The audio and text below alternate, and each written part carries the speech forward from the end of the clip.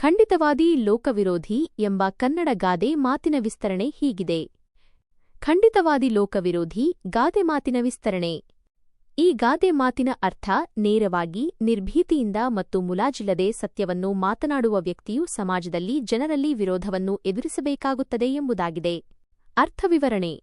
ಖಂಡಿತವಾದಿ ಸತ್ಯವನ್ನು ಸ್ಪಷ್ಟವಾಗಿ, ನೇರವಾಗಿ, ಯಾವುದೇ ಮುಚ್ಚುಮರೆ ಇಲ್ಲದೆ ಹೇಳುವ ವ್ಯಕ್ತಿ. ಇವರು ತಪ್ಪು ಕಂಡಾಗ ಅದನ್ನು ಸರಿ ಎಂದು ಒಪ್ಪಿಕೊಳ್ಳುವುದಿಲ್ಲ ಅಥವಾ ಯಾವುದಕ್ಕೂ ಅಂಜದೆ ತಮ್ಮ ಅಭಿಪ್ರಾಯವನ್ನು ವ್ಯಕ್ತಪಡಿಸುತ್ತಾರೆ. ಲೋಕವಿರೋಧಿ ಸಮಾಜಕ್ಕೆ ಅಥವಾ ಜನಸಾಮಾನ್ಯರ ಅಭಿಪ್ರಾಯಕ್ಕೆ ವಿರುದ್ಧವಾಗಿರುವವರು ಅಥವಾ ಜನರಿಂದ ವಿರೋಧಿಸಲ್ಪಡುವವರು. ಗಾದೆಯ ಆಳವಾದ ಅರ್ಥ. ಈ ಗಾದೆಯು ಮಾನವ ಸಮಾಜದ ಒಂದು ವಾಸ್ತವವನ್ನು ಬಿಂಬಿಸುತ್ತದೆ. ಸಾಮಾನ್ಯವಾಗಿ ಜನರು ತಮ್ಮ ಅಭಿಪ್ರಾಯಗಳಿಗೆ, ಆಲೋಚನೆಗಳಿಗೆ ಮತ್ತು ಸುಳ್ಳುಗಳಿಗೆ ಯಾರಾದರೂ ನೇರವಾಗಿ ಸವಾಲು ಹಾಕಿದರೆ ಅದನ್ನು ಒಪ್ಪಿಕೊಳ್ಳಲು ಇಷ್ಟಪಡುವುದಿಲ್ಲ. ಸತ್ಯವು ಕಹಿಯಾಗಿರುವುದರಿಂದ ಅದನ್ನು ಹೇಳುವವರನ್ನು ಜನ ಒಪ್ಪಿಕೊಳ್ಳುವುದಿಲ್ಲ. ಅವರಿಗೆ ತಮ್ಮ ತಪ್ಪುಗಳನ್ನು ತೋರಿಸಿಕೊಡುವವರು ಅಥವಾ ವಾಸ್ತವವನ್ನು ಎತ್ತಿ ತೋರಿಸುವವರು ಇಷ್ಟವಾಗುವುದಿಲ್ಲ. ಸತ್ಯದ ಕಹಿ. ಹಲವು ಬಾರಿ ಸತ್ಯವು ಕಹಿಯಾಗಿರುತ್ತದೆ. ಅದನ್ನು ಹೇಳುವವರು ಸತ್ಯನಿಷ್ಠರಾಗಿದ್ದರೂ ಅವರ ಮಾತು ಕೇಳಲು ಅಹಿತಕರವಾಗಿರುವುದರಿಂದ ಜನ ಅವರನ್ನು ದ್ವೇಷಿಸಬಹುದು ಅಥವಾ ಅವರ ವಿರುದ್ಧ ತಿರುಗಿ ಬೀಳಬಹುದು. ಸತ್ಯ ಹೇಳುವವರು ಅಪಪ್ರಚಾರಕ್ಕೆ ಗುರಿಯಾಗಬಹುದು.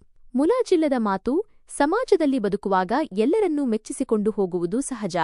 ಆದರೆ ಖಂಡಿತವಾದಿಗಳು ಯಾವುದೇ ಮುಲಾಜು ಇಲ್ಲದೆ ತಮ್ಮ ಅನಿಸಿಕೆಗಳನ್ನು ಹೇಳುತ್ತಾರೆ. ಇದು ಕೆಲವರಿಗೆ ಅಹಂಕಾರವೆಂದು, ಉದ್ದಟತನವೆಂದು ಕಾಣಿಸಬಹುದು. ಹಾಗಾಗಿ ಅವರು ವಿರೋಧ ಕಟ್ಟಿಕೊಳ್ಳುತ್ತಾರೆ. ಸ್ವಾರ್ಥ ಮತ್ತು ಅಜ್ಞಾನ. ಸತ್ಯವನ್ನು ಒಪ್ಪಿಕೊಳ್ಳದಿರಲು ಸ್ವಾರ್ಥ ಅಥವಾ ಅಜ್ಞಾನ ಕಾರಣವಾಗಿರಬಹುದು.